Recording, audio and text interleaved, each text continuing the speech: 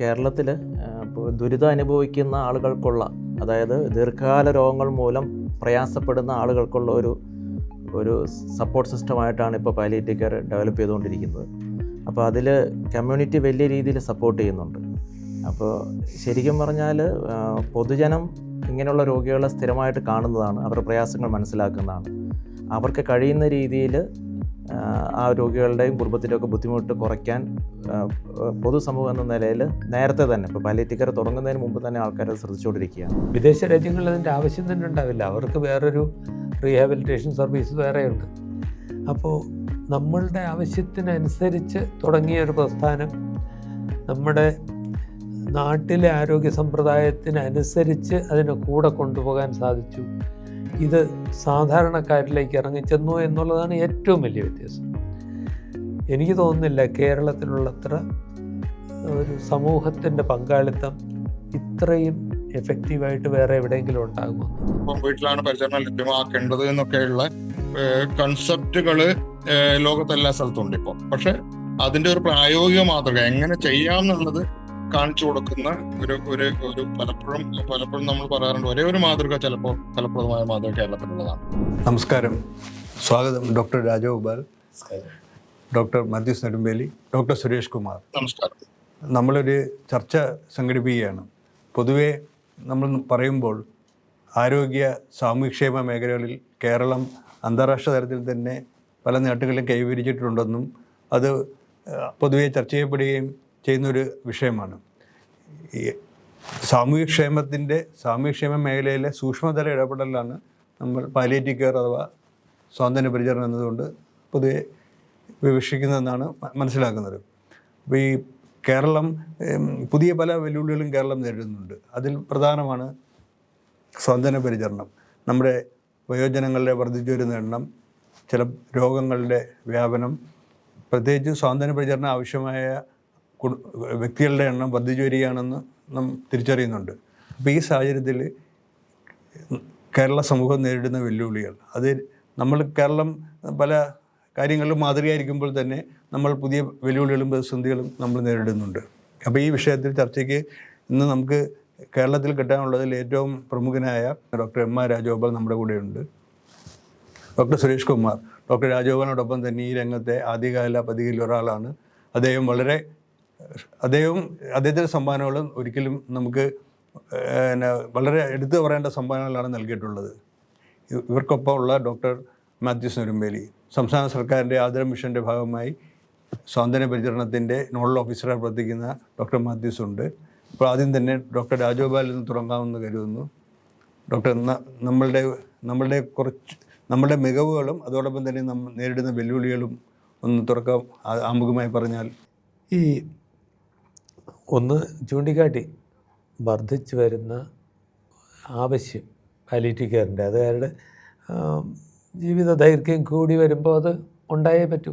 അതുമാത്രമല്ല, നമ്മൾ കേരളത്തിൽ കുറച്ചുകൂടെ സാധാരണ ലോകം കാണുന്നതിൽ കുറച്ചുകൂടെ വിശാലമായ ഒരു കാഴ്ചപ്പാടുണ്ടായിരുന്നു. എന്ന് വെച്ചാൽ ഈ പാശ്ചാത്യ രാജ്യങ്ങളിലാണ് ഇതൊക്കെ എല്ലാം കൂടെ തുടങ്ങി വെച്ചത്. അവിടെ അവർ പ്രശ്നമായി കണ്ട കാര്യങ്ങൾക്ക് ഒരു പ്രതിവിധി ഉണ്ടാക്കി. ഇവിടുത്തെ പ്രശ്നങ്ങളും കൂടെ കണക്കിലെടുക്കണ്ടേ. ഞങ്ങൾ കോഴിക്കോട് തുടങ്ങിയപ്പോൾ ഈ പാരാലിസിസ് വന്നവരെ, ഉദാഹരണത്തിന് പറഞ്ഞാൽ പലതരം മറ്റ് വേദനകളുള്ളവരെ, ഇവരെയൊക്കെ ഞങ്ങൾ ഇതിൻ്റെ അകത്ത് കൊണ്ടുവന്നു. വിദേശ രാജ്യങ്ങളിൽ അതിൻ്റെ ആവശ്യം തന്നെ ഉണ്ടാവില്ല, അവർക്ക് വേറൊരു റീഹാബിലിറ്റേഷൻ സർവീസ് വേറെയുണ്ട്. അപ്പോൾ നമ്മളുടെ ആവശ്യത്തിനനുസരിച്ച് തുടങ്ങിയ ഒരു പ്രസ്ഥാനം നമ്മുടെ നാട്ടിലെ ആരോഗ്യ സമ്പ്രദായത്തിനനുസരിച്ച് അതിനെ കൂടെ കൊണ്ടുപോകാൻ സാധിച്ചു. ഇത് സാധാരണക്കാരിലേക്ക് ഇറങ്ങിച്ചെന്നു എന്നുള്ളതാണ് ഏറ്റവും വലിയ വ്യത്യാസം. എനിക്ക് തോന്നുന്നില്ല കേരളത്തിലുള്ളത്ര ഒരു സമൂഹത്തിൻ്റെ പങ്കാളിത്തം ഇത്രയും എഫക്റ്റീവായിട്ട് വേറെ എവിടെയെങ്കിലും ഉണ്ടാകുമെന്ന്.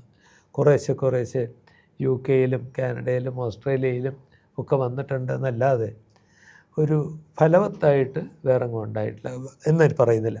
ഇത്രയും ഒരു സംസ്ഥാനം മുഴുവൻ കവർ ചെയ്തിട്ട് ഉള്ള ഒരു മൂവ്മെൻറ്റ് വേറെ എങ്ങും ഉണ്ടായിട്ടില്ല എന്ന് പറയാം. അപ്പോൾ ഈ നമ്മുടെ കേരളത്തിലെ സമൂഹത്തിൻ്റെ ഇടപെടൽ, ഈ പറയുന്ന പോലെ കേരളത്തിലെ പ്രധാന രാഷ്ട്രീയ പാർട്ടികൾ, സാമൂഹിക സംഘടനകൾ, അതുകൂടാതെ തദ്ദേശ സ്ഥാപനങ്ങൾ എല്ലാം ചേർന്ന വിപുലമായ ഒരു ശൃംഖലയാണ് ഈ രംഗത്തുള്ളത്. അപ്പോൾ അത് നമ്മൾ നേടുന്നുണ്ട്. പക്ഷേ ഇതിൻ്റെ ഒരു അടുത്ത ഘട്ടത്തിലേക്ക് നാം നീങ്ങേണ്ട ഒരു സാഹചര്യം ഇപ്പോൾ രൂപം കൊള്ളുന്നതായിട്ട് ചൂണ്ടിക്കാണിക്കപ്പെടുന്നുണ്ട്. അതിനെക്കുറിച്ച് ഡോക്ടർ മാത്യൂസ് ഒന്ന് പറഞ്ഞു കഴിഞ്ഞാൽ. കേരളത്തിൽ ദുരിതം അനുഭവിക്കുന്ന ആളുകൾക്കുള്ള, അതായത് ദീർഘകാല രോഗങ്ങൾ മൂലം പ്രയാസപ്പെടുന്ന ആളുകൾക്കുള്ള ഒരു സപ്പോർട്ട് സിസ്റ്റമായിട്ടാണ് ഇപ്പോൾ പാലിയേറ്റീവ് കെയർ ഡെവലപ്പ് ചെയ്തുകൊണ്ടിരിക്കുന്നത്. അപ്പോൾ അതിൽ കമ്മ്യൂണിറ്റി വലിയ രീതിയിൽ സപ്പോർട്ട് ചെയ്യുന്നുണ്ട്. അപ്പോൾ ശരിക്കും പറഞ്ഞാൽ പൊതുജനം ഇങ്ങനെയുള്ള രോഗികളെ സ്ഥിരമായിട്ട് കാണുന്നതാണ്, അവരുടെ പ്രയാസങ്ങൾ മനസ്സിലാക്കുന്നതാണ്. അവർക്ക് കഴിയുന്ന രീതിയിൽ ആ രോഗികളുടെയും കുടുംബത്തിൻ്റെയൊക്കെ ബുദ്ധിമുട്ട് കുറയ്ക്കാൻ പൊതുസമൂഹം എന്ന നിലയിൽ നേരത്തെ തന്നെ, ഇപ്പോൾ പാലിയേറ്റീവ് കെയർ തുടങ്ങുന്നതിന് മുമ്പ് തന്നെ ആൾക്കാർ ശ്രദ്ധിച്ചുകൊണ്ടിരിക്കുകയാണ്. പാലിയേറ്റീവ് കെയർ തുടങ്ങിയപ്പോൾ വന്നിട്ടുള്ളൊരു മാറ്റം പ്രൊഫഷണൽസിൻ്റെ സപ്പോർട്ടോട് കൂടി പൊതുജനത്തിന് ലഭിക്കുകയാണ്. അതായത് ഇങ്ങനെയുള്ള രോഗികളുടെ ശാരീരിക പ്രയാസങ്ങളൊക്കെ നല്ല രീതിയിൽ മാനേജ് ചെയ്യാൻ അറിയുന്ന ഡോക്ടേഴ്സും നഴ്സസും മറ്റ് പ്രൊഫഷണൽസും സമൂഹത്തിൻ്റെ കൂടെ നിന്ന് രോഗികളുടെ പ്രയാസങ്ങൾ കുറയ്ക്കാൻ ശ്രമിക്കുന്നു എന്നുള്ളതാണ് കേരളത്തിലുള്ള ഈ മുന്നേറ്റത്തിൻ്റെ ഏറ്റവും പ്രധാനപ്പെട്ട ഘടകം. പക്ഷേ അതിൽ ഇനിയും നമുക്ക് ഒത്തിരി മുന്നോട്ട് പോകേണ്ടതുണ്ട്. കാര്യം വൈദ്യശാസ്ത്രം വികസിക്കുന്നതിനനുസരിച്ച് ചികിത്സ വിവിധ രീതിയിൽ കൂടിക്കൂടി വരികയാണ്. അപ്പോൾ ചികിത്സ കൂടുന്തോറും, അല്ലെങ്കിൽ പുതിയ പുതിയ കണ്ടുപിടുത്തങ്ങൾ വരുംതോറും ബുദ്ധിമുട്ടുന്ന രോഗികളുടെ എണ്ണം കൂടുന്നതായിട്ട് തന്നെയാണ് എല്ലാ രാജ്യങ്ങളിലും തെളിയിച്ചിട്ടുള്ളത്. അപ്പോൾ കൂടുതൽ ഡെവലപ്പ് ചെയ്യുന്തോറും ഫീൽഡിൽ ബുദ്ധിമുട്ടുന്ന രോഗികളുടെ എണ്ണവും കൂടിക്കൊണ്ടിരിക്കും. അപ്പോൾ അങ്ങനെയുള്ളവരുടെ ബുദ്ധിമുട്ടുകൾ പരിഹരിക്കപ്പെടണമെങ്കിൽ കൂടുതൽ ഡോക്ടേഴ്സും നഴ്സസും സ്പെഷ്യലൈസ് ചെയ്ത ആളുകളൊക്കെ ഈ സമൂഹത്തിൻ്റെ ഉദ്യമത്തിൽ പങ്കാളികളാകേണ്ടതുണ്ട്. അപ്പോൾ അതിൽ ഇനിയും കേരളം ഇപ്പോൾ കുറച്ച് നേഴ്സസ് ഫീൽഡിൽ നന്നായിട്ട് സമൂഹത്തിൻ്റെ കൂടെ നിൽക്കുന്നുണ്ട്, കുറേ ഡോക്ടേഴ്സും ഉണ്ട്. പക്ഷേ മുഴുവൻ പ്രൊഫഷണൽസും കമ്മ്യൂണിറ്റിയുടെ കൂടെ നിന്നുകൊണ്ട് രോഗികളുടെ ബുദ്ധിമുട്ട് കുറയ്ക്കാൻ ഇടപെടുന്ന ഒരു സിസ്റ്റം ഉണ്ടായെങ്കിൽ മാത്രമാണ് ഇതിൻ്റെ പൂർണ്ണതയിലെത്തിയെന്ന് നമുക്ക് പറയാൻ കഴിയുള്ളൂ. ഡോക്ടർ സുരേഷ് കുമാർ, അങ്ങയുടെ അനുഭവം പറയുമ്പോൾ ഇപ്പം പ്രത്യേകിച്ച് വയോജന ദിനം ആചരിക്കുകയാണ്.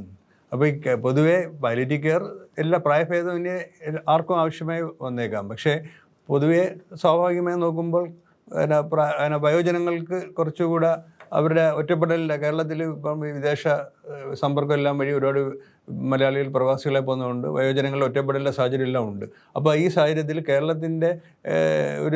കേരളം നേടുന്ന വെല്ലുവിളികളെ പറ്റി ഒന്ന് ഡോക്ടറിന് കുറച്ച് വിശദമായിട്ട് സംസാരിക്കാം. അതിലേക്ക് കടക്കുന്നതിന് മുമ്പേ കേരളത്തിലെ ഇപ്പോഴത്തെ പാലിയേറ്റീവ് കെയറിന്റെ സ്ഥിതിയെ പറ്റി ഒന്ന് പറഞ്ഞിട്ട് കിടക്കാം. അതായത് ഒരു പോസിറ്റീവായിട്ട് നേരത്തെ പറഞ്ഞതുപോലെ ഇത് എല്ലാവരുടെയും കാര്യമാണ്, ഒരു ഡോക്ടർമാരുടെയും നഴ്സുമാരും ആശുപത്രികളും മാത്രമായിട്ട് ചെയ്യേണ്ടതല്ല എന്നൊരു സന്ദേശം കേരളത്തിൽ വളരെ വ്യാപകമായിട്ട് അത് ഫലപ്രദമായിട്ട് അത് കൺവേ ചെയ്യപ്പെട്ടിട്ടുണ്ട്.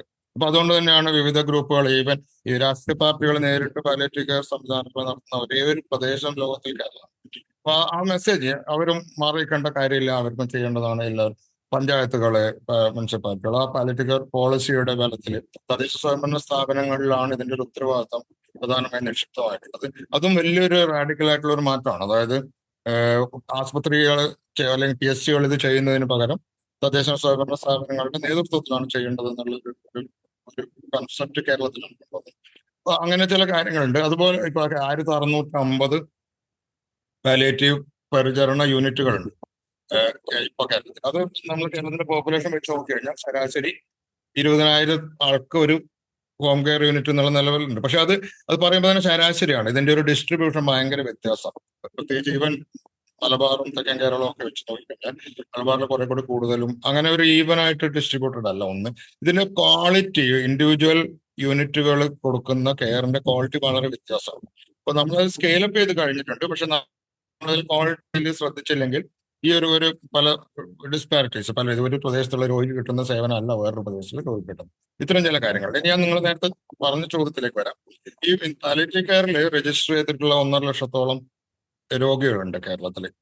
ഇതില് 70% 65 വയസ്സിൽ, 75% 65 വയസ്സിൽ പ്രായമുള്ള ആൾക്കാരാണ്. അപ്പോൾ ചിലർക്ക് അതിന്റെ കൂടെ വേറെ രോഗങ്ങൾ ഉണ്ടാവും, ചിലർക്ക് പ്രായാധികമായിട്ടുള്ള. അപ്പോൾ ഇത് രണ്ടും വയോജനങ്ങളുടെ ക്ഷേമവും പാലിയേറ്റീവ് പരിചരണവും വളരെ ചേർന്ന് പോകുന്ന അല്ലെങ്കിൽ ഓവർലാപ്പ് ചെയ്ത് പോകുന്ന ഒരു മേഖലയാണ്. അപ്പൊ അത് കോമൺ ആയിട്ടുള്ള അപ്പൊ അതിന് വിവിധ ഇപ്പം വയോമിത്രം പോലെയുള്ള പദ്ധതികൾ നേരത്തെ ഉണ്ട്. പക്ഷെ ഇത് തമ്മിൽ ചേർത്ത് ഒരു സമഗ്രമായിട്ടുള്ള ഒരു വയോജന പദ്ധതി പാലിയേറ്റീവ് കെയറുമായിട്ട് ചേർന്നിട്ടുള്ളത് സർക്കാർ കൊണ്ടുവരേണ്ടതുണ്ട്. അപ്പൊ അത് നിലവിൽ വന്നിട്ടില്ല. അപ്പോൾ ഇത് പ്രാക്ടിക്കലി ഗ്രൗണ്ട് ലെവലിൽ ഈ പരിചരണം കിട്ടുന്നതിൽ വലിയ ശതമാനം വയോജനങ്ങളാണെങ്കിൽ കൂടി ഈ രണ്ട് പോളിസികളും കൂടി ഒന്നിച്ച് കമ്പയർ ചെയ്ത് ഒരു കോംപ്രിഹെൻസീവ് പോളിസി ഉണ്ടാവേണ്ടതിന്റെ ഒരു ആവശ്യം. ഡോക്ടർ രാജഗോപാൽ, ഈ നമ്മുടെ ഈ പാലിയേറ്റീവ് കെയർ രംഗത്ത് ഏത് മേഖലയും പോലെ തന്നെ വാണിജ്യവൽക്കരണത്തിന് സാധ്യതയുള്ള, പ്രത്യേകിച്ച് പറയുന്ന പോലെ ഇതിൻ്റെ സന്നദ്ധ സേവനത്തോടൊപ്പം തന്നെ ഇതിൻ്റെ ഒരു സ്വാതന്ത്ര്യ പരിചരണം എന്ന വാക്ക് ഈ വാണിജ്യവൽക്കരണത്തോട് ചേർന്ന് പോകുന്ന അല്ലെങ്കിൽ പോലും ഒരു അങ്ങനെ എഴുതിയ പുസ്തകം തന്നെ സ്നേഹം സ്വാതന്ത്ര്യം. അതെ. അപ്പോൾ ഇതിനകത്തൊരു അങ്ങനെ ഒരു നമ്മുടെ ഒരു സന്നദ്ധ സേവനത്തിൻ്റെ സ്നേഹത്തിൻ്റെ ഒരു അംശം കൂടെ ഉണ്ടെങ്കിലല്ലേ ഇത് പൂർണ്ണതയിലെത്തുകയുള്ളൂ. നിങ്ങളുടെ അനുഭവത്തിൽ നിന്ന് ഒന്ന് വിശദീകരിക്കാമോ? ഈ പറഞ്ഞതൊരു വലിയ ഒരു നാളെ നമ്മൾ മുമ്പിൽ കാണേണ്ട ഒരു പ്രശ്നം തന്നെയാണ് താങ്കൾ പറഞ്ഞത്. അതായത് സന്നദ്ധ സംഘടനകൾ ചെയ്യുന്നത് എന്തുകൊണ്ടാണ്? അവർക്ക് ചെയ്യണമെന്ന് ആഗ്രഹമുണ്ട്. ഇത് ചെയ്യുന്നതിൽ നിന്ന് അവർക്കൊരു സന്തോഷം കിട്ടുന്നു. ഒരു വ്യവസ്ഥിതിയുടെ ഭാഗമാകുമ്പോൾ ഒരു കാലത്ത് ഉദ്യോഗസ്ഥർ കൂടുതൽ ചെയ്യുമ്പോൾ അവർക്ക് അവരുടെ ജോലിയുടെ ഭാഗമായി മാറും. അപ്പോൾ അതിൽ ആ വ്യക്തിപരമായിട്ടുള്ള ആ സ്പർശത്തിൻ്റെ ഒരു കുറവുണ്ടാവാം. പക്ഷേ മറുവശം ആലോചിക്കൂ, ഈ പറഞ്ഞതുപോലെ തന്നെ 2/3 ഭാഗം ഹെൽത്ത് കെയറും ആരോഗ്യ സേവനവും നടക്കുന്നത് പ്രൈവറ്റിലാണിപ്പോൾ കേരളത്തിൽ. അപ്പോൾ സ്വകാര്യ ആശുപത്രികളിൽ പോകുന്ന ആളുകൾ നരകിക്കും. എന്തുകൊണ്ടെന്ന് വെച്ചാൽ അവിടെ ഒരു വേദന പോലും മാറ്റി കൊടുക്കുന്നില്ല പാലിയേറ്റീവ് കെയർ ഇല്ലെങ്കിൽ. അപ്പോൾ ഇവിടെ ഒരു വലിയൊരു, അതിന് കുറ്റം പറയാൻ പറ്റില്ല, നല്ല കാര്യമായിരിക്കും ഒരു കണക്കിന്. പാവങ്ങൾക്ക് എവിടെയാണെങ്കിലും കുറച്ച് വേദന മാറും, ശുശ്രൂഷ കിട്ടും, സ്നേഹം കിട്ടും, പരിചരണം കിട്ടും. കുറച്ച് സമ്പന്നരാണെങ്കിൽ അവർക്ക് രോഗത്തിൽ കേന്ദ്രീകരിച്ച് കുറേ സ്കാൻ കിട്ടും, വേദന മാറില്ല. അയ്യോ ഞങ്ങൾ വേദന മാറുന്നുണ്ടല്ലോ എന്ന് പറഞ്ഞാൽ ഞങ്ങൾ പറയും ശാസ്ത്രീയമായിട്ട് വേദന പാലിയേറ്റീവ് കെയർ പഠിച്ചവർ മാറ്റാൻ വരണം. അങ്ങനെ ഇല്ലെങ്കിൽ ഇപ്പോൾ പറ്റുന്നത് പോലെ ഈ ജീവിതകാലം രോഗവുമായിട്ട് ചേർന്ന് ജീവിക്കുന്ന കാലം മുഴുവൻ കഷ്ടപ്പെടുന്നത് കൂടാതെ അവസാന കാലം ഒരു ഇൻറ്റൻസീവ് കെയർ യൂണിറ്റിൽ അടച്ചു പൂട്ടപ്പെട്ട് പോയിട്ട് വരും. ബന്ധുക്കളെ ഒന്ന് കാണാനോ ഒരു സ്പർശം അനുഭവിക്കാനോ വയ്യാതെ അവർ പോകേണ്ടി വരും. ഇതൊരു ഭയങ്കര രോഗമാണ്. ഇത് ഭാരതത്തിലെയും ചൈനയിലെയും പോലെ, അത് എല്ലാം കൂടെ 5 പോപ്പുലേഷനായില്ലേ, ഇത്രയും വേറെ എങ്ങുമില്ല. ഈ ഒരുപാട് സമ്പത്തുള്ള പാശ്ചാത്യ രാജ്യങ്ങൾ ഇത് ചെയ്യുന്നില്ല. അവർ ഈ വെൻറ്റിലേറ്റർ കൊണ്ട് പ്രയോജനമില്ലെങ്കിൽ അതിൽ നിന്ന് വിഡ്രോ ചെയ്ത് പാലിയേറ്റീവ് കെയർ കൊടുക്കുക ചെയ്യുക. ഇവിടെ അതല്ല നടക്കുന്നത്. ഒരു 2023 സുപ്രീം കോടതി വിധി ഉൾപ്പെടെ പറഞ്ഞു, അല്ല അങ്ങനെയുള്ളവരെ ഇങ്ങനെയായിട്ട് കഷ്ടപ്പെടുത്താൻ പാടില്ല, വിഡ്രോ ചെയ്യണം. അതാണ്. പക്ഷേ അത് എഫക്റ്റീവ്ലി നടക്കുന്നില്ല. അപ്പോൾ സ്വകാര്യ ആശുപത്രികളിലും പ്രൈവറ്റ് ഹെൽത്ത് കെയറിൽ മുഴുവൻ ഈ പാലിയേറ്റീവ് കെയർ കൂടിച്ചേരേണ്ടത് വളരെ അത്യാവശ്യം. തുടക്കമായിട്ടുണ്ട് ഇപ്പോൾ ചില ആശുപത്രികൾ. ഇപ്പോൾ തിരുവനന്തപുരത്ത് തന്നെ പാലിയേറ്റീവ് കെയർ കൂടെ ഉൾപ്പെടുത്തുന്ന പ്രൈവറ്റ് ആശുപത്രികളുണ്ട്. പക്ഷേ ഇത് പരക്കെ ഉണ്ടാവണം, അല്ലെങ്കിൽ ഒരുപാട് മനുഷ്യർ വെറുതെ കഷ്ടപ്പെടും. നമ്മുടെ സംസ്ഥാന സർക്കാരിൻ്റെ പല ദൗത്യങ്ങൾ ഏറ്റെടുത്തിട്ടുണ്ട്. നമ്മുടെ സംസ്ഥാനത്തെ ജനങ്ങളുടെ ജീവിതം ഒരു വെൽനസ്, ആ ഒരു കൺസെപ്റ്റിലേക്ക് നമ്മൾ പോവുകയാണ്. അപ്പോൾ ഈ പാലിയേറ്റീവ് കെയർ രോഗബാധിതരാണ്. എന്നാൽ പോലും നമ്മുടെ ഡോക്ടർ മാത്യൂസ് ഇപ്പോൾ നമ്മുടെ ഈ സംസ്ഥാന സർക്കാരിൻ്റെ പ്രവർത്തനങ്ങളുടെ, ഈ മേഖലയിലെ പ്രവർത്തനങ്ങളുടെ നോഡൽ ഓഫീസർ എന്ന നിലയിൽ അപ്പോൾ എന്താണ് നമ്മൾ ഇനിയിപ്പോൾ ചെയ്യാൻ ഉദ്ദേശിക്കുന്നത് എന്നുള്ള ഒരു വിശദീകരിക്കാൻ. ഇപ്പം കേരളം 2023 ഒരു പാലിയേറ്റീവ് കെയർ കർമ്മ പദ്ധതി പ്രഖ്യാപിച്ചിട്ടുണ്ട്. അപ്പോൾ എങ്ങനെയാണ് ഭാവിയിൽ പാലിയേറ്റീവ് കെയർ ഡെവലപ്പ് ചെയ്യേണ്ടതെന്ന് കൃത്യമായിട്ട് ഓരോ വകുപ്പുകളും എന്താണ് ചെയ്യേണ്ടത് എന്ന് വിശദീകരിച്ചുകൊണ്ടുള്ളൊരു പദ്ധതിയാണത്. അപ്പോൾ അതിൽ നമ്മൾ പറഞ്ഞിട്ടുള്ളത്, ഒന്ന്, മൊത്തം ആളുകളെ നമ്മൾ 4ആയിട്ട് തിരിക്കാം. ഒന്ന്, ബെഡ് ബൗണ്ട് ആയിട്ടുള്ള ആൾക്കാർ, അതായത് കട്ടിൽ നിന്ന് എഴുന്നേൽക്കുവാൻ വേറൊരു വ്യക്തിയുടെ ഒരു ഉപകരണത്തിൻ്റെ സപ്പോർട്ട് വേണ്ട ആൾക്കാർ. രണ്ടാമത്തെ ഗ്രൂപ്പ് എന്ന് പറയുന്നത് ഹോം ബൗണ്ട്, കട്ടിലേ കിടപ്പല്ല, പക്ഷേ വീട്ടിൽ നിന്ന് പുറത്ത് പോകണമെങ്കിൽ വേറൊരാളുടെ സപ്പോർട്ട് വേണം. മൂന്നാമത്തെ ഗ്രൂപ്പ് പറയുന്നത് ബെഡ് ബൗണ്ട് ഹോം ബൗണ്ടും അല്ല, പക്ഷേ ദീർഘകാല രോഗവും ചികിത്സയുമായിട്ട് കഴിഞ്ഞു പോകുന്ന ഒരു വിഭാഗം. 4ാമത്തെ വിഭാഗം രോഗമൊന്നുമില്ല, ആക്റ്റീവായിട്ടുള്ളതാണ്. അപ്പോൾ ഇത് നമ്മുടെ ആശമാർ വീടുകളിൽ കയറി സർവേ എല്ലാ വർഷവും എടുക്കുന്നുണ്ട്. അതനുസരിച്ച് കഴിഞ്ഞ വർഷത്തെ ശൈലി സർവേയുടെ റിസൾട്ട് വന്നപ്പോൾ നമ്മൾ കണ്ടത് മൊത്തം ആളുകളിൽ 0.6% ബെഡ് ബൗണ്ടാണ്. അതായത് 10,000 ജനസംഖ്യ ഉണ്ടെങ്കിൽ ഒരു 60-70 പേര് കട്ടിൽ നിന്ന് എഴുന്നേൽക്കുവാൻ പറ്റാത്ത വിധം, സ്വയം എഴുന്നേൽക്കാൻ പറ്റാത്ത വിധമുള്ള ആൾക്കാരാണ്. വേറെ ഒരു 1.4%, അതായത് 10,000-ൽ ഒരു 140 പേര് വീട്ടിൽ നിന്ന് പുറത്ത് പോകാൻ വേറെ ആളുടെ സപ്പോർട്ട് വേണ്ട ആവശ്യമില്ല. വേറെ ഒരു 23% ആൾക്കാർ ദീർഘകാല രോഗങ്ങളുള്ള ആൾക്കാരാണ്. ഒരു 70% ആൾക്കാർ വലിയ ആരോഗ്യ പ്രശ്നങ്ങളൊന്നുമില്ലാത്ത 70% കൂടുതൽ ആക്റ്റീവായിട്ടുള്ള ആൾക്കാരാണ്. അപ്പോൾ ഇങ്ങനെ 4ആയിട്ടാണ് നമ്മൾ തിരിക്കുന്നത്. അപ്പോൾ ഏത് പോപ്പുലേഷനാണ്, എൽഡർലി ആണെങ്കിൽ അതാണെങ്കിൽ ഈ 4 രീതിയിൽ നമുക്ക് തിരിക്കാൻ പറ്റും. അതിനകത്ത് ഓരോ കാറ്റഗറിക്കും, അതായത് ബെഡ് ബൗണ്ടായിട്ടുള്ള ആളുകൾക്ക് വീടുകളിൽ ചെന്ന് പരിചരണം കൊടുക്കാനുള്ള നല്ല സംവിധാനം വരണം. അതാണ് കേരളത്തിലെ പാലിയേറ്റീവ് കെയറിലെ വ്യത്യാസം വന്നിട്ടുള്ള ഒറ്റ ഫീൽഡിലാണ്. കാര്യം വീടുകളിൽ ചെന്ന് പരിചരണം കൊടുക്കാമെന്നുള്ളത് പൊതുജനത്തിന് കാണിച്ചു കൊടുത്തു. അപ്പോൾ ഈ പാലിയേറ്റീവ് കെയർ തുടങ്ങുന്നതിന് മുമ്പ് ആശുപത്രിക്ക് മാത്രമേ ഇങ്ങനെയുള്ള രോഗങ്ങളെ ഇടപെടാൻ പറ്റൂ എന്നുള്ളതാണ് ജനം വിചാരിച്ചിരുന്നത്. പക്ഷേ നേഴ്സുമാരും ഡോക്ടർമാരും ഒക്കെ വീടുകളിലേക്ക് ഇറങ്ങി പരിചരിക്കാൻ കഴിയുമെന്നുള്ളൊരു തെളിയിച്ചത് പാലിയേറ്റീവ് കെയറിലൂടെയാണ്. അപ്പോൾ ഈ ബെഡ് ബൗണ്ട് പേഷ്യൻസിന് ഈ ഒരു മേഖലയിൽ കൂടുതൽ ശ്രദ്ധിച്ചുകൊണ്ട് അതിൻ്റെ കൂടുതൽ ക്വാളിറ്റിയുള്ള കെയർ നമുക്ക് അങ്ങനെ അവർക്ക് കൊടുക്കേണ്ടതുണ്ട്. അതുപോലെ തന്നെ ഹോം ബൗണ്ടിനും ഇതേ രീതിയിൽ തന്നെയുള്ള ഗ്രഹ കേന്ദ്രീകൃതമായിട്ടുള്ള പരിചരണം തന്നെയാണ് ആവശ്യം. അപ്പോൾ 2% ഓഫ് ദി പോപ്പുലേഷൻ ഇത് ആവശ്യമുള്ളതാണ്. അത് ഏറ്റവും ശാസ്ത്രീയമായിട്ടും ഏറ്റവും ആധുനിക രീതിയിൽ തന്നെ കൊടുക്കാനായിട്ട് നമുക്ക് കഴിയേണ്ടതുണ്ട്. പിന്നെ ദീർഘകാല രോഗമുള്ള വിഭാഗമുണ്ട്. അവർ ഇടയ്ക്കിടയ്ക്ക് ആശുപത്രിയിലും പോവും, അതുപോലെ വീടുകളിലും പരിചരണം ആവശ്യമാണ്. അപ്പോൾ ഇത് രണ്ടും കൂടെ മിക്സ് ചെയ്ത് പോകേണ്ട ഒരു രീതിയിലുണ്ട്. പിന്നെ ആക്റ്റീവായിട്ടുള്ള എൽഡർലി അങ്ങനെ ആൾക്കാരെ വലിയ അസുഖമൊന്നുമില്ല, പക്ഷേ അവർക്ക് രോഗം വരാതെ നോക്കുന്നതിനും അവർക്ക് മാനസികമായിട്ട് സാമൂഹികമായിട്ട് അവരെ റീഹാബിലിറ്റേറ്റ് ചെയ്യുന്നതിനുള്ള ഇത്. അപ്പോൾ ഇങ്ങനെ ഒരു സമഗ്രമായ ഒരു കാഴ്ചപ്പാടിലൂടെയാണ് പാലിയേറ്റീവ് കെയർ, എൽഡർലി കെയർ എല്ലാം കൂടി ഉൾക്കൊള്ളിച്ചുകൊണ്ട് ഗവൺമെൻറ് മുന്നോട്ട് വെച്ചിട്ടുള്ളത്. ഡോക്ടർ സുരേഷ് കുമാർ ഈ പറഞ്ഞത് വളരെ ഒരേ സമയം കൗതുകമുള്ള കാര്യം കൂടിയാണ്. കാരണം പണ്ടൊക്കെ നമ്മൾ പഴയ സിനിമയിലെ കണ്ടിട്ടുണ്ട്, ഡോക്ടർമാർ വീട്ടിലെത്തി രോഗികളെ ചികിത്സ ചെയ്യും. പക്ഷേ ഒരു കാലത്ത് അങ്ങനെ ഇല്ലായിരുന്നു. ആശുപത്രിയിൽ ചെന്നാലേ ചികിത്സ കിട്ടുകയുള്ളൂ. പക്ഷേ ഈ പാലിയേറ്റീവ് കെയർ രംഗത്തെ പ്രവർത്തനങ്ങളുടെ ഫലമായി നമുക്ക് വീണ്ടും ഡോക്ടർമാരും നഴ്സുമാരും ഉൾപ്പെടെയുള്ള ആരോഗ്യ പ്രവർത്തകർ വീടുകളിലേക്ക് തിരിച്ചു വരുന്ന സാഹചര്യം ഉണ്ടായി. പ്രത്യേകിച്ച് കോവിഡ് കാലത്ത് മറ്റ് പല വികസിത രാജ്യങ്ങളിൽ പോലും ഒരു പ്രായം കഴിഞ്ഞവരെ മരണത്തിന് വിട്ടുകൊടുത്തപ്പോൾ കേരളം ആ രംഗത്തും. അപ്പോൾ ഇതിനെല്ലാം തുടക്കം ഈ സ്വാതന്ത്ര്യ പരിചരണ രംഗത്തുണ്ടായ കേരളത്തിൻ്റെ ഒരു ശ്രദ്ധയാണ്. അപ്പോൾ അതിനെക്കുറിച്ചൊന്ന് വിശദീകരിക്കാം. ഇതൊരു കഴിഞ്ഞ 20 കൊല്ലം കൊണ്ട് കേരളത്തിൽ ഉണ്ടായിട്ടുള്ള വളരെ റാഡിക്കൽ എന്ന് പറയുന്ന ഒരു ചേഞ്ചാണത്. എങ്ങനെ കിടപ്പിലായ ആൾക്കാർക്കുള്ള പരിചരണം എങ്ങനെ, അത് പെർഫെക്റ്റ് ഒന്നും ആയിട്ടില്ല, പക്ഷെ നമ്മൾ വളരെ വലിയൊരു കാലഘട്ടം അതിലേക്ക് ചെയ്തിട്ടുണ്ട്. അതായത് ഇപ്പോൾ കേരളത്തിൽ എവിടെയായാലും ഏത് പ്രദേശത്തായാലും എന്തെങ്കിലും ഒരു സൗകര്യമുണ്ട് വീട്ടിൽ ചെന്ന്. അതിന്റെ ഞാൻ നേരത്തെ പറഞ്ഞ പോലെ ചില അപര്യാപ്തതകളുണ്ട്. അതായത് വേണ്ടത്ര സമയം, വേണ്ടത്ര പ്രാവശ്യം വീട്ടിലെത്താൻ പറ്റുന്നില്ല, പക്ഷെ വീട്ടിലെത്താൻ പറ്റുന്നുണ്ട്. ഇതൊരു വലിയ മാതൃകയാണ്. മാത്രമല്ല ആ കാര്യത്തില് ബാക്കിയുള്ള ഡോക്ടറും നേഴ്സും അല്ലാത്ത ആൾക്കാരുടെ പങ്ക്. കാരണം നമ്മൾ രോഗാവസ്ഥ, പ്രത്യേകിച്ച് ദീർഘകാല രോഗാവസ്ഥ, കിടപ്പിലാവുക എന്നൊക്കെ പറയുന്നത് ഒരു ആരോഗ്യ പ്രശ്നം മാത്രമല്ല. അതിൽ ഒരുപാട് സാമ്പത്തികമായ പ്രശ്നങ്ങളുണ്ടാവും, മാനസികമായ പ്രശ്നങ്ങളുണ്ടാവും, ആധ്യാത്മികം എന്ന് പറയുന്ന പ്രശ്നങ്ങളുണ്ടാവും, സാമൂഹികമായ പ്രശ്നങ്ങൾ. അപ്പൊ അതിൽ ഇടപെടണമെങ്കിൽ സമൂഹത്തിന്റെ പല ഭാഗങ്ങളിലുള്ള ആൾക്കാർ, അയൽവാസികൾ, ചുറ്റുമുള്ള ആൾക്കാർ. കാരണം ഈ രോഗി ആസ്പത്രിയിൽ സ്പെൻഡ് ചെയ്യുന്നത് വളരെ ചുരുങ്ങിയ സമയമാണ്.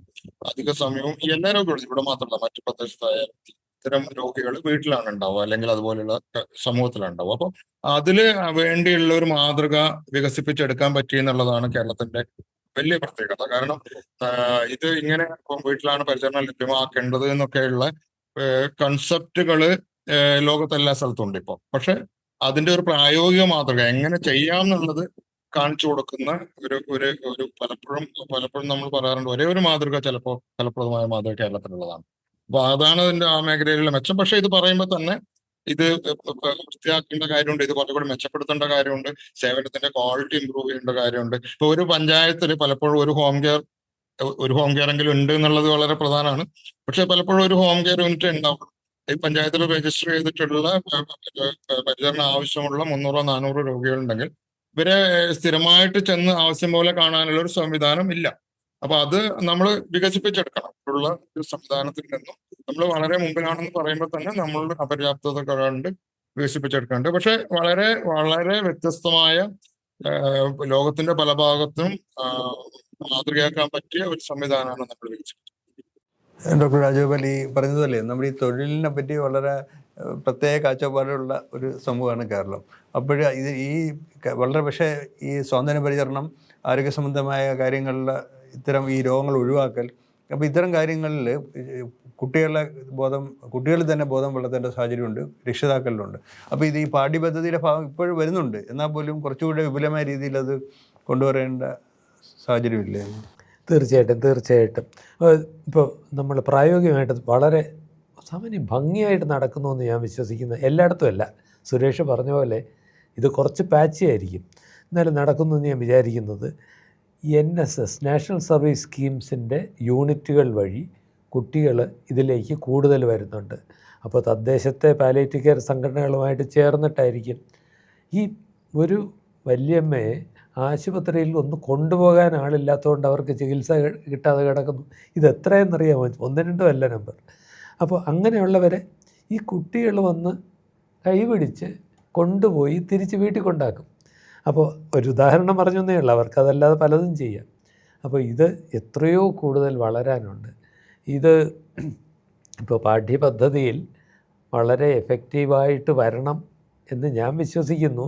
നമ്മൾ കെമിസ്ട്രിയും ബയോളജിയൊക്കെ പാസ്സായി എൻട്രൻസ് മാത്രം കോൺസെൻട്രേറ്റ് ചെയ്യുന്ന കുട്ടി അവസാനം മനുഷ്യബന്ധങ്ങൾ എങ്ങനെയാണ് വേണ്ടതെന്ന് അറിയാതെയാണ് വളരുന്നത്. ഡിഗ്രി എല്ലാം കയ്യിലുണ്ട്, റാങ്കും ഉണ്ട്, പക്ഷേ പാർട്ട്ണറോട് ചേരാൻ പറ്റുന്നില്ല, വർക്ക് സ്പേസിൽ ഫിറ്റും ചെയ്യുന്നില്ല. അപ്പോൾ ഇത് അവർക്കും കൂടെ വളരെയധികം പ്രയോജനമുള്ള കാര്യമാണെന്നുള്ളതിന് ഒരു സംശയമില്ല. ഡോക്ടർ മാത്യൂസ്, അപ്പോൾ ഈ ദിശയിലുള്ള സംസ്ഥാന സർക്കാരിൻ്റെ പ്രത്യേകിച്ച് ആദരം മിഷൻ്റെ ഇടപെടലിനെ കുറിച്ച്? ഈ പാഠ്യപദ്ധതി എന്ന് പറയുമ്പോൾ ഇതിനകത്ത് ഇപ്പോൾ ഡോക്ടേഴ്സിൻ്റെ പാഠ്യപദ്ധതിയുണ്ട്, നേഴ്സിംഗ് സ്റ്റുഡൻസിൻ്റെ പാഠ്യപദ്ധതിയുണ്ട്, മറ്റ് അലൈഡ് ഹെൽത്ത് പ്രൊഫഷണൽസിൻ്റെ അവരുടെ പാഠ്യപദ്ധതിയുണ്ട്, നമ്മുടെ ആർട്സ് ആൻഡ് സയൻസ് കോളേജിലെ വിദ്യാർത്ഥികളിലൊക്കെ ഉണ്ട്. ഇതിലെല്ലാത്തിലും പാലിയേറ്റീവ് കെയർ പാർട്ടാകേണ്ടതാണ്. ഏറ്റവും പ്രധാനം ഡോക്ടേഴ്സിൻ്റെയും നഴ്സസിൻ്റെയും പാഠ്യപദ്ധതിയിൽ ഇത് വരികയും പഠിപ്പിക്കപ്പെടുകയും ചെയ്യേണ്ടതെന്നുള്ളതാണ്. അപ്പോൾ നിർഭാഗ്യവശാൽ ഇപ്പോൾ കേരളത്തിലെ ഒരു സിസ്റ്റം നോക്കുകയാണെങ്കിൽ ഈ താഴെ നിന്നാണ് ഇത് ഡെവലപ്പ് ചെയ്തത്, കമ്മ്യൂണിറ്റിയിൽ നിന്ന് ഡെവലപ്പ് ചെയ്ത് മുകളിലോട്ട് വരികയാണ് ചെയ്തത്. അപ്പോൾ ഇപ്പോഴും മെഡിക്കൽ കോളേജ് അതിനെ പൂർണ്ണ രീതിയിൽ ഉൾക്കൊണ്ടിട്ടില്ല. കാര്യം മെഡിക്കൽ കോളേജ് പ്രൊഫഷണൽസ് ലെഡാണ്, പ്രൊഫഷണൽസാണ് അവിടെ എല്ലാ കാര്യങ്ങളും തീരുമാനിക്കുന്നത്. ആ ഒരു സിസ്റ്റത്തിലേക്ക് പാലിയേറ്റീവ് കെയർ ഇടിച്ചു കയറിയിട്ടില്ല, ജനങ്ങളുടെ ഇടയിൽ നന്നായിട്ട് വേരുറപ്പിച്ചിട്ടുണ്ട് ഇതായിട്ട്. അപ്പോൾ അതുകൊണ്ട് എന്ത് പറ്റുമെന്ന് വെച്ചാൽ മെഡിക്കൽ കോളേജ് പഠിപ്പിക്കുമ്പോൾ ഈ സ്റ്റുഡൻസിന് ഇത് മര്യാദയ്ക്ക് പഠിപ്പിച്ചു കൊടുക്കില്ല. അതുകൊണ്ട് പഠിച്ചിറങ്ങിയ വിദ്യാർത്ഥികളെ വീണ്ടും കമ്മ്യൂണിറ്റി പഠിപ്പിച്ചു കൊടുക്കണം ഇങ്ങനെയാണ് പാലിയേറ്റീവ് കെയർ ചെയ്യേണ്ടതെന്നുള്ളത്. ശരിക്കും അങ്ങനെയല്ല ആവേണ്ടത്. അപ്പോൾ ആ ഒരു ട്രാൻസിഷനിലാണ് ഇപ്പോൾ കേരളത്തിലുള്ളത്. കാര്യം കമ്മ്യൂണിറ്റിക്ക് മൊത്തം പാലിയേറ്റീവ് കെയർ വേണം, കമ്മ്യൂണിറ്റിക്ക് മൊത്തം പാലിയേറ്റീവ് കെയർ അറിയാം, പക്ഷേ പ്രൊഫഷണൽസ് പ്രത്യേകിച്ച് ഹെൽത്ത് പ്രൊഫഷണൽസ് പാലിയേറ്റീവ് കെയറിനെ പറ്റി ആ രീതിയിൽ അവെയർ അല്ല. കാരണം അവരുടെ പാഠ്യപദ്ധതിയിലോ അവരുടെ സിസ്റ്റത്തിലോ പാലിയേറ്റീവ് കെയറിന് അതിൻ്റേതായ ഇമ്പോർട്ടൻസ് ഇപ്പോഴും ലഭിച്ചിട്ടില്ല. പക്ഷേ ഇപ്പോൾ അതൊരു പോരായ്മയായിട്ട് മെഡിക്കൽ കോളേജുകാരും പ്രൊഫഷണൽസും കാണുന്നുണ്ട്. കാര്യം ഞങ്ങൾക്ക് പാലിയേറ്റീവ് കെയർ അറിയില്ല എന്ന് പറയുന്നത് ഒരു മോശം, കമ്മ്യൂണിറ്റിക്ക് മൊത്തം അറിയാം, കമ്മ്യൂണിറ്റി മൊത്തം ആവശ്യപ്പെടുന്നു, ഞങ്ങൾക്ക് ചെയ്യാൻ അറിയില്ല എന്ന് പറയുന്നൊരു മോശമായിട്ട് ആശുപത്രികളും പ്രൊഫഷണൽസും മെഡിക്കൽ കോളേജും കാണുന്നുണ്ട്. ആ രീതിയിൽ ഇപ്പോൾ ചേഞ്ച് വരുന്നുണ്ട്. മെഡിക്കൽ കോളേജുകളിൽ ഇപ്പോൾ പാഠ്യപദ്ധതിയുടെ ഭാഗമായിട്ട് പഠിപ്പിക്കാൻ തുടങ്ങിയിട്ടുണ്ട്, അവിടെ ഹോം കെയർ തുടങ്ങിയിട്ടുണ്ട്, അവിടുത്തെ ഡോക്ടേഴ്സ് ഇതിനെപ്പറ്റി പരിശീലനം എടുക്കുന്നുണ്ട്. ഈവൻ ഇപ്പോൾ പ്രൈവറ്റ് ആശുപത്രി ഹോം കെയർ തുടങ്ങി. ഇപ്പോൾ കഴിഞ്ഞ ഒരു 3-4 വർഷത്തിൽ വന്നിട്ടുള്ള ചേഞ്ചാണിത്. കാര്യം വീടുകളിൽ പരിചരണം കൊടുക്കുന്നത് കമ്മ്യൂണിറ്റി ചെയ്യുന്നു. അപ്പോൾ പക്ഷേ ആശുപത്രിയിൽ നിന്ന് ഡിസ്ചാർജ് ചെയ്ത് കഴിഞ്ഞാൽ അവർക്ക് ഫോളോ അപ്പ് ചെയ്യാൻ ആവശ്യമില്ല. അപ്പോൾ മിക്കവാറും ഇപ്പോൾ പ്രൈവറ്റ് ഹോസ്പിറ്റൽസ് ഹോം കെയർ തുടങ്ങിയിട്ടുണ്ട്. അത് ഞാൻ നല്ല കാര്യമായിട്ട് കാണുന്നു. കാര്യം കുറച്ച് പ്രൊഫഷണൽസ് വീട്ടിലേക്ക് പോകാണല്ലോ, അപ്പോൾ എന്തായാലും അതിന് മാറ്റം ഉണ്ടാവും. പക്ഷേ അതിനൊരു കാര്യം, അത് പിന്നെ ഒരു വ്യവസായം, നേരത്തെ പറഞ്ഞൊരു വ്യവസായമായിട്ട് മാറരുത്.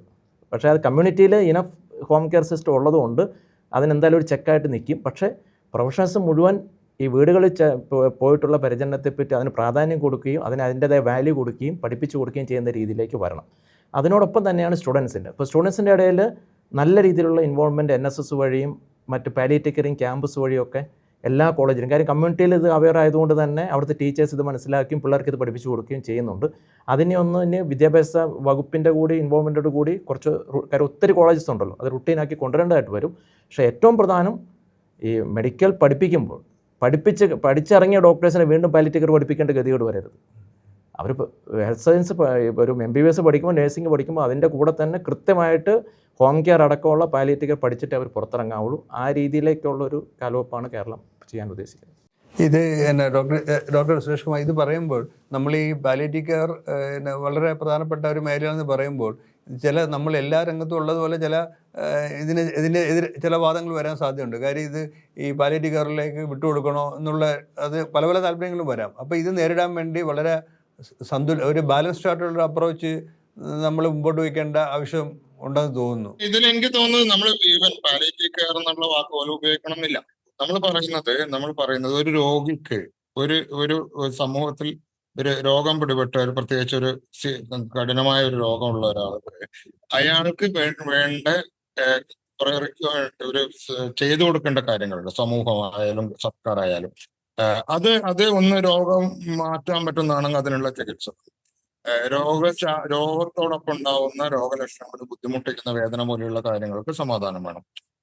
ഇയാളുടെ ഈ രോഗവുമായിട്ട് ബന്ധപ്പെട്ടിട്ട് സാധാരണഗതിയിൽ ഒരുപാട് മാനസിക പ്രശ്നങ്ങളുണ്ട്. അതിന് നമുക്കൊരു പ്രതിവിധി കാണാൻ പറ്റുമെങ്കിൽ അത് വേണം. സാമൂഹ്യമായിട്ടുള്ള ഒരുപാട് പ്രശ്നങ്ങൾ, അയാളുടെ റെസ്പോൺസിബിലിറ്റി മാറുന്നു, റോൾ മാറുന്നു, അയാൾ നേരത്തെ ചെയ്ത കാര്യങ്ങൾ ചെയ്യാൻ പറ്റുന്നില്ല, സാമൂഹ്യ ബന്ധങ്ങളിൽ മാറ്റം വന്നു, ഇതിൽ ഇടപെടൽ വേണം. ഇതിൽ ഇതുപോലെ ജീവിതത്തിന്റെ ലക്ഷ്യത്തിനെ പറ്റിയൊക്കെയുള്ള ചില ആലോചനകളുണ്ട്. അപ്പൊ ഇത് നമ്മള് ഏത് രോഗിയായാലും ഒരു സിവിലൈസ്ഡ് ആയിട്ടുള്ള അല്ലെങ്കിൽ ഒരു അഡ്വാൻസ്ഡ് ആയിട്ടുള്ള സമൂഹം ഇതിനുള്ളൊരു സംവിധാനങ്ങൾ ഉണ്ടാക്കേണ്ടതാണ്. അപ്പൊ അതില് നമ്മൾ പറയുന്നത് ഈ ചില ഘട്ടത്തിൽ ഈ രോഗം മാറ്റുക എന്നുള്ളത് ചിലപ്പോൾ സാധ്യമല്ലാതെ വരും. അത് സാധ്യമല്ലാതെ വന്നാലും ബാക്കി എല്ലാ കമ്പോണൻസും, സിംറ്റം റിലീഫ്, രോഗലക്ഷണങ്ങളിൽ നിന്നുള്ള ശാന്തി, സാമൂഹ്യമായിട്ടുള്ള ഒരു പിന്തുണ, മാനസികമായ പിന്തുണ, ആത്മീയമായ പിന്തുണ, ഈ കാര്യങ്ങൾ രോഗിക്ക് ചെയ്തു കൊടുക്കാനുള്ള ഉത്തരവാദിത്വം നമുക്കുണ്ട്.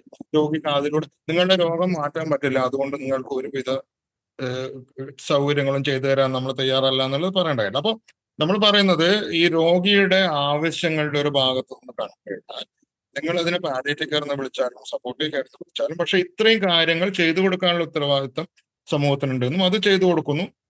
അപ്പൊ അങ്ങനെ നോക്കുമ്പോൾ നമ്മൾ ഇതിന് മുകളിൽ ഈ എന്തെങ്കിലും ഒരാൾ ഇപ്പൊ പാലിയേറ്റീവ് കെയർ കയറി ചില മേഖലകളിലെ ആധിപത്യം എന്നുള്ള ഒരു ആലോചന വരുന്നില്ല. അതിലിപ്പം പാലിയേറ്റീവ് കെയറിലുള്ള സ്കില്ലാണെങ്കിൽ അത് ഉപയോഗിക്കണം. ഇപ്പൊ കിടപ്പിലായ രോഗിയെ വീട്ടിൽ ചെന്ന് കാണുമ്പോൾ അയാളുടെ റീഹാബിലിറ്റേഷൻ ഒരു സംവിധാനം ഉണ്ടെങ്കിൽ അത് ചെയ്തു കൊടുക്കണം.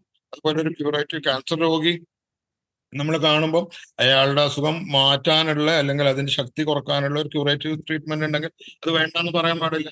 അപ്പൊ ഇത് തമ്മിലൊരു കോൺഫ്ലിക്റ്റ് ഇല്ല. ഇതൊരു തെറ്റായിട്ട് ആൾക്കാർ ഉണ്ടാക്കുന്ന ഒരു ചിലര് തൽപരപക്ഷം ഉണ്ടാക്കുന്ന ഒരു കോൺഫ്ലിക്റ്റാണ്. Palliative care versus curative therapy, അല്ലെങ്കിൽ പാലിയേറ്റീവ് കെയർ ഒരു ഭാഗത്തും മറ്റു തെറാപ്പികൾ ഒരു ഭാഗത്തും എന്നുള്ള ഒരു നിലപാടേ ഇല്ല.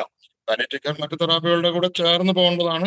അങ്ങനെ തന്നെ ആലോചിക്കപ്പെടുന്നത്. അത് ചികിത്സയുടെ ഒരു ക്വാളിറ്റി അല്ലെങ്കിൽ രോഗിയുടെ ജീവിതത്തിന്റെ ഒരു നിലവാരം, രോഗി ഏത് ഘട്ടത്തിലുള്ള രോഗിയായാലും ചെയ്തു കൊടുക്കുകയും അതിനുള്ളൊരു സംവിധാനം, അതിനുള്ളൊരു സ്കില്ലും നോളജും റിസോഴ്സസും സമൂഹത്തിൽ ഉണ്ടാവുകയും ചെയ്യുക എന്നുള്ളതാണ്. ഇപ്പൊ അങ്ങനെയാണ് അതിനെ കാണേണ്ടത്. അല്ലാതെ നമ്മൾ ഈ പാലിയേറ്റീവ് കെയർ ഒരു ഭാഗത്ത് മറ്റേതൊരു ഭാഗത്ത് കാണാൻ പറ്റില്ല. അങ്ങനെ കാണേണ്ട കാര്യമില്ല. അത് തെറ്റാണെന്ന് എനിക്ക് അഭിപ്രായം. പൊതുവെ ഇപ്പോൾ ഇവിടെ വന്നതുപോലെ നമ്മുടെ ജീവിതത്തിൻ്റെ ഗുണമേന്മ ഉയർത്തുക. ഇതിപ്പോൾ ഈ കിടപ്പ് രോഗി അല്ലെങ്കിൽ ഈ സഹായം സ്വാതന്ത്ര്യം ആവശ്യമുള്ള വ്യക്തി എന്നതിനേക്കാൾ ഉപരി കുടുംബത്തിൻ്റെ സമൂഹത്തിൻ്റെയും തന്നെ ഇപ്പോൾ ഒരാളിങ്ങനെ വളരെ മോശം അവസ്ഥയിൽ കിടക്കുന്നത് എല്ലാവർക്കും ബുദ്ധിമുട്ടുള്ള കാര്യമാണ്. അപ്പം ഈ ഒരു അവസ്ഥയിൽ നമ്മളിതിനെ സമഗ്രമായി കാണണമെന്നുള്ളതാണ് വന്നിട്ടുള്ള ഒരു ആശയം. അപ്പോൾ ഇത് പറയുമ്പോൾ നമ്മൾ ഡോക്ടർ രാജഗോപാലൻ മറ്റേ ആദ്യകാലത്ത് തന്നെ ഈ പറയുന്ന പോലെ 90കളുടെ ആരംഭത്തിൽ തന്നെ ഇത് വന്നപ്പോൾ ഈ വ്യക്തിപരമായി ഇതിലേക്ക് ഓരോ മനുഷ്യനും ഓരോ രംഗത്തേക്ക് താല്പര്യം കാണിക്കാൻ ഒരു സാഹചര്യം ഉണ്ടാവുമല്ലോ. വ്യക്തിപരമായി ഇതിലേക്ക് കൂടുതൽ ശ്രദ്ധ പതിപ്പിക്കാനുണ്ടായ ഒരു മനുഷ്യനവിടെ ചുറ്റും ദുരിതം. രണ്ട് വാക്കി പറഞ്ഞാൽ ചുറ്റും ദുരിതം. മെഡിക്കൽ കോളേജ് കയറിയപ്പോൾ പോലും കാണുന്നത് മുഴുവൻ ദുരിതം. അതാരും അതിനെപ്പറ്റി ഇത് ഒളിച്ചോട്ടമായിരുന്നു. ഇപ്പോഴാണ് ഞാൻ തിരിച്ചറിയുന്നത്. അതിനെന്ത് ചെയ്യണമെന്ന് അറിഞ്ഞുകൂടാ. കാരണം നമ്മുടെ കയ്യിൽ മറ്റേ ആൻറ്റിബയോട്ടിക് ഉണ്ട്, മറ്റേ മരുന്നുണ്ട്, ഈ മരുന്നുണ്ട്, ഇയാൾ പട്ടിണി എന്ന് പറയുന്നു. അതിനെന്ത് ചെയ്യണമെന്ന് അറിഞ്ഞുകൂടാ. നമുക്ക് സംവിധാനം ഇല്ല ആശുപത്രിയിൽ. അപ്പോൾ ചുറ്റും ദുരിതം കണ്ടു. ഞങ്ങൾ കുറേ പേര് ഇത് കണ്ടു നിൽക്കാൻ അത്ര സന്തോഷം തോന്നിയില്ല. എന്തെങ്കിലും ചെയ്യാനൊക്കുന്നത് ചെയ്തു തുടങ്ങി. ഇവിടെ അതിൽ ഏറ്റവും ഒരു വലിയ പ്രധാന പങ്കിനി വഹിക്കാനുള്ളത് നിങ്ങളൊക്കെ തന്നെയാണ്. കാരണം സുരേഷ് പറഞ്ഞ പോലെ സാധാരണക്കാരുടെ മനസ്സിൽ ഒരുപാട് തെറ്റിദ്ധാരണയുണ്ട്. പാലിയേറ്റീവ് കെയർ എന്ന് വെച്ചാൽ മരിക്കാൻ കിടക്കുന്നവരെ നോക്കുന്നത്, അല്ലെങ്കിൽ ക്യാൻസറിന് മാത്രം എന്നുള്ളത്. ഇങ്ങനെ ഒരിടത്തും ഇല്ല. ഈ ചോദിച്ചതിന് വ്യക്തമായിട്ട് മറുപടി പറഞ്ഞാൽ പാലിയേറ്റീവ് കെയർ രോഗസംബന്ധമായ ദുരിതം മാറ്റുക, ജീവിതത്തിൻ്റെ ഗുണനിലവാരം പറഞ്ഞില്ലേ, ജീവിത സൗഖ്യമാകുന്നിടത്തോളം രോഗിയുടെയും കുടുംബത്തെയും ഇമ്പ്രൂവ് ചെയ്യുക. ഈ പറഞ്ഞത് തന്നെയാണ്. അത് അല്പം കൂടെ നമുക്ക് ധൈര്യത്തോടെ ചിന്തിച്ചാൽ ദുരിതം മാറ്റൽ മാത്രമല്ല, ആ വ്യക്തിക്ക് ആ സമയത്തെ ആരോഗ്യസ്ഥിതി അനുസരിച്ച് ആകുന്നതും ഫുൾ പൊട്ടൻഷ്യലിൽ ജീവിക്കാൻ സാധിക്കണം. അതായത് മാത്യൂസ് നേരത്തെ പറഞ്ഞ പോലെ എത്രയോ കിടക്കപ്പായിലുള്ളവരുണ്ട്. ഇവർക്ക് അവിടെ ഈ കിടക്കുന്ന സമയത്ത് ഇങ്ങനെ നോക്കി കിടക്കുന്നതല്ലാതെ നിസ്സാരമാണ്. ഈ അരയ്ക്ക് കീഴോട്ട് തളർന്നവർക്ക് കട്ടിലിൽ നിന്ന് തന്നെത്താനെ വീൽ ചെയർ കയറാൻ ഒരു 2-3 ദിവസത്തെ പരിശീലനം മതി. അയാളുടെ ലോകം എത്ര വികസിച്ചു. അയാൾക്ക് എന്തെങ്കിലും അവിടെ നിന്ന് ചെയ്യാനൊക്കുമോ? എഴുതാൻ പറ്റുമോ? കമ്പ്യൂട്ടർ പ്രവർത്തിപ്പിക്കാൻ പറ്റുമോ? ഒക്കുന്നത് പോലെ അയാളുടെ ജീവിത സൗഖ്യം നമ്മൾ മെച്ചപ്പെടുത്തുകയാണ്. രോഗിയുടെ ബന്ധുവിൻ്റെ ആ ദുരിതം കണ്ടില്ല എന്നടിക്കാതെ അവർക്ക് കുറേ ഇൻസ്ട്രക്ഷൻസ് മാത്രം കൊടുക്കുകയല്ല, അവർക്കും കൂടെ എന്തൊക്കെയാണ് പ്രശ്നങ്ങളെന്ന് മനസ്സിലാക്കി ഒക്കുന്ന പരിഹാരം ഉണ്ടാക്കുന്നതും കൂടെ ചേർന്നാലേ പാലിയേറ്റീവ് കെയർ ആവും. അത് സുരേഷ് പറഞ്ഞ പോലെ രോഗചികിത്സയോടൊപ്പം പോകണം. അവസാന കാലത്തേക്ക് മാത്രമല്ല. അതിന് ഡോക്ടർമാർ പഠിക്കണം. MBBS കരിക്കുലത്തിൽ 2019 മുതലുണ്ട് കേട്ടോ. 2022 മുതൽ നഴ്സിംഗ് കരിക്കുലത്തിലുമുണ്ട്. കരിക്കുലത്തിൽ കയറി അതവിടെ ഇരിക്കും. ഇനി അത് പ്രാക്ടിക്കലി നടത്തണമെങ്കിൽ ഒരു കൂട്ടായ ശ്രമം ദേശീയ തലത്തിൽ തന്നെ വേണം. ചെയ്യുന്നുണ്ട് ഞങ്ങൾ കുറേയൊക്കെ, പക്ഷേ എങ്ങും എത്തുന്നില്ല എന്നുള്ളത് സത്യമാണ്. ഡോക്ടർ മാത്യൂസ് ഇപ്പോഴും തന്നെ മനസ്സിലാക്കുന്നത് നമ്മുടെ ഹിമാചൽ പ്രദേശിൽ നിന്നുള്ള ഒരു സംഘം ഇവിടെ കേരളത്തിലെ ഈ പാലിയേറ്റീവ് കെയർ രംഗത്തെ കാര്യങ്ങൾ ഇവിടെ അവർക്ക് പരിശീലനത്തിന് വേണ്ടി ഇവിടെ വന്നെന്നുള്ളതാണ്. അപ്പം ഇന്ത്യയിൽ തന്നെ ഇപ്പം പ്രത്യേകിച്ച് പിന്നെ കേരളത്തിൻ്റെ ഒരു സവിശേഷ സ്ഥാനമുണ്ട്. അതേസമയം മറ്റ് സംസ്ഥാനങ്ങൾക്ക് നമുക്ക് ഇത്തരം കാര്യങ്ങൾ സമ്മതിക്കാൻ, അതോടൊപ്പം തന്നെ നമ്മളുടെ തന്നെ കുറച്ച് മാനവശേഷി നമ്മുടെ ഹ്യൂമൻ ക്യാപിറ്റൽ കുറച്ച് ഉപയോഗിക്കാനും കഴിയും. അപ്പോൾ ആ രംഗത്ത് നമുക്ക് മുന്നേറാനുള്ള സാഹചര്യവും സാധ്യതകളും. ഇപ്പോൾ ഹിമാചലിലെ ആരോഗ്യമന്ത്രിയും അവിടുത്തെ ഹെൽത്ത് സെക്രട്ടറിയും NHM മിഷൻ ഡയറക്ടറും ഒക്കെ കൂടെ കേരളം സന്ദർശിച്ചിരുന്നു. അപ്പോൾ അവരിവിടെ ഈ ഹോം കെയർ സന്നദ്ധ സംഘടനകൾ നടത്തുന്ന ഹോം കെയർ യൂണിറ്റിലും അതുപോലെ പഞ്ചായത്തുകൾ നടത്തുന്ന ഹോം കെയർ പ്രോഗ്രാമിലൊക്കെ നേരിട്ട് പങ്കെടുക്കുകയൊക്കെ ചെയ്തു.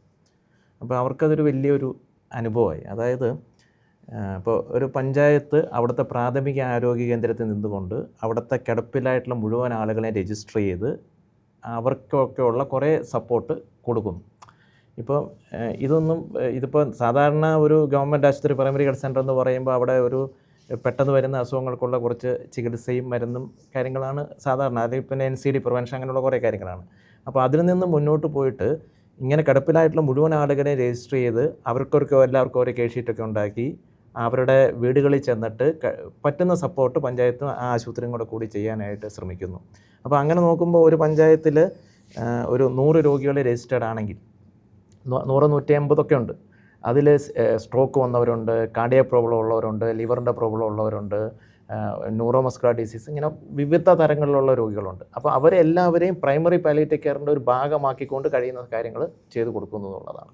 അപ്പോൾ അത് കേരളത്തിൽ ഏറ്റവും ബേസ് ലെവലിലുള്ള പഞ്ചായത്തും പ്രാഥമിക ആരോഗ്യ കേന്ദ്രങ്ങളും ചെയ്യുന്നു. അതുപോലെ തന്നെ ഒത്തിരി സന്നദ്ധ സംഘടനകൾ ഒരു ആശുപത്രിയുടെ സെറ്റപ്പ് ഇല്ലാതെ തന്നെ ഒരു വീടൊക്കെ വാടകയ്ക്ക് എടുത്ത് അവിടെ നിന്ന് ഹോം കെയർ ഓപ്പറേറ്റ് ചെയ്ത് ആ പ്രദേശത്തുള്ള രോഗികളുടെയൊക്കെ വീടുകളിലെത്തുന്നു. അപ്പോൾ ഇങ്ങനെ കമ്മ്യൂണിറ്റി നടത്തുന്ന ഒരു ആശുപത്രി എന്ന് വേണമെങ്കിൽ പറയാം. അപ്പോൾ ആശുപത്രി എന്ന് പറയുമ്പോൾ അത് രോഗികൾക്ക് ഈ പരിചരണം നൽകുക എന്നുള്ളത് തന്നെയാണല്ലോ, ചികിത്സയും പരിചരണം നൽകുക എന്നുള്ളത്. അത് ആശുപത്രി വെച്ച് മാത്രമല്ല, ഇങ്ങനെ വീടുകളിൽ ചെന്ന് പരിചരണം നൽകുന്ന രീതിയിലും ഇങ്ങനെയുള്ള സംവിധാനങ്ങൾ ജനങ്ങൾക്ക് ഉണ്ടാക്കാൻ കഴിയുമെന്ന് കേരളം തെളിയിച്ചിട്ടുണ്ട്. അത് ഈ പുറത്തെ ആളുകൾ വന്ന് കാണുമ്പോൾ അവർക്ക് വലിയൊരു കാര്യമാണ്.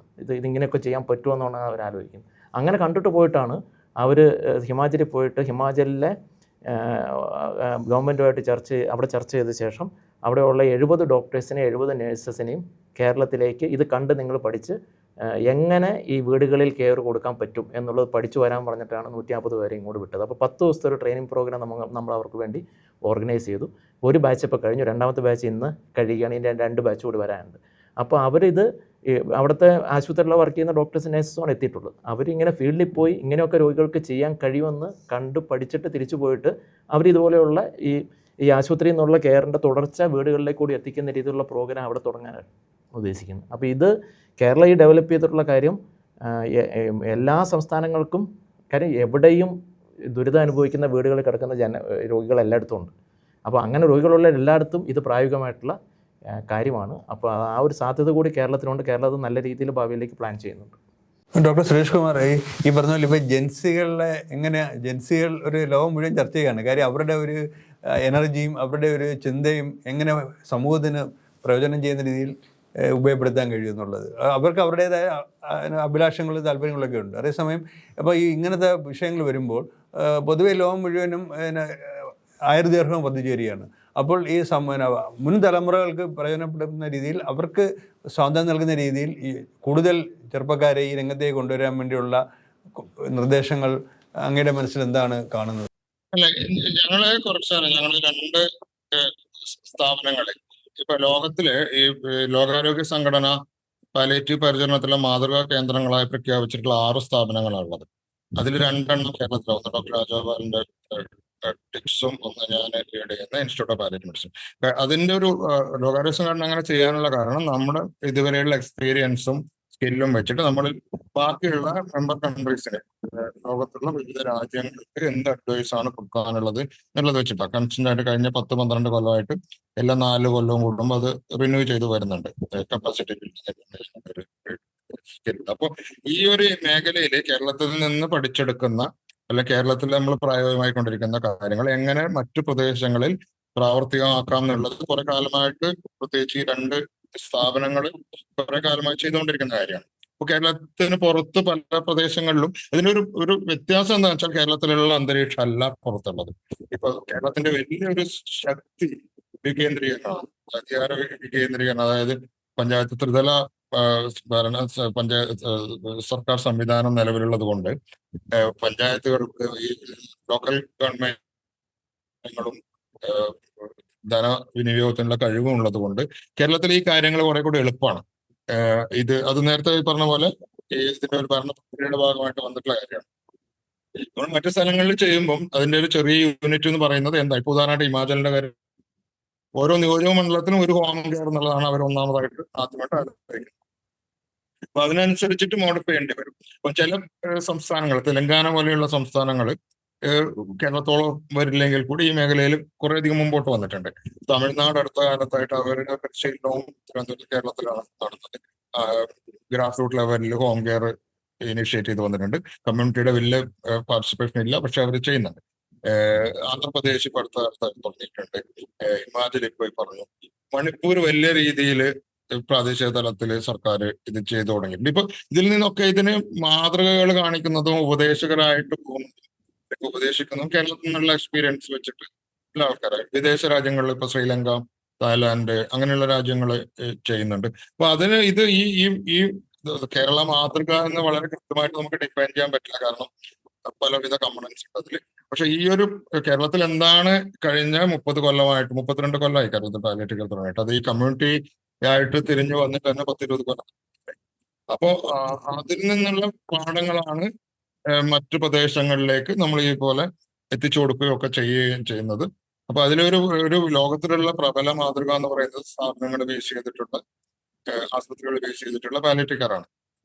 അതിൽ നിന്ന് വ്യത്യസ്തമായിട്ട് ഇതിങ്ങനെ ചെയ്യാം, എങ്ങനെ എഫക്റ്റീവായിട്ട് ചെയ്യാം, ഫലപ്രദമായിട്ട് ചെയ്യാമെന്ന് തെളിയിച്ചു കൊടുക്കുന്നത് കേരളം. അപ്പൊ ആ മാതൃക ഒരുപാട് പ്രസക്തിയുണ്ട്. ആ മാതൃകയ്ക്ക് അതൊരു ട്രെയിനിങ് സംവിധാനമായിട്ട് വികസിച്ചു വരുന്നുണ്ട്, ലക്ഷണങ്ങൾ കാണുന്നുണ്ട്. പക്ഷെ അതിന് മുകളിൽ നമ്മൾ ഇനിയും ഫോക്കസ് ചെയ്യേണ്ട ആവശ്യമുണ്ട്. അതിൽ നമ്മൾ ഫോക്കസ് ചെയ്യുമ്പോൾ നമ്മുടെ മാതൃകയിലുള്ള ഡിഫക്റ്റ്, അപാകതകൾ പരിഹരിച്ചുകൊണ്ടാവണം ഫോക്കസ് ചെയ്യുന്നത്. അതാണ് അതിന് മുകളിൽ ചെയ്യേണ്ടത്.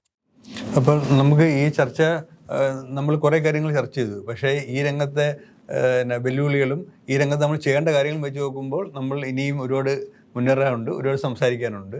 നമുക്ക് ഇനിയും ഇത്തരം ചർച്ചകൾ തുടരാം എന്ന് മാത്രം പറഞ്ഞതുകൊണ്ട്, ഈ ഇത്രയും നിങ്ങൾ 3 പേരും വളരെ തിരക്കുള്ള ഈ ആതുര സേവന മേഖലയിലും സ്വാതന്ത്ര്യ പ്രചരണ മേഖലയിലും സാമൂഹ്യ മേഖലയിലും ഒരുപാട് തിരക്കുള്ള വ്യക്തികളാണ്. ദേശാഭിമാനിക്ക് വേണ്ടി, സമൂഹത്തിന് വേണ്ടി ഇത്രയും സമയം ചെലവഴിച്ചതിൽ നന്ദിയുണ്ട്. എല്ലാവർക്കും ഒരിക്കൽ കൂടെ നന്ദി.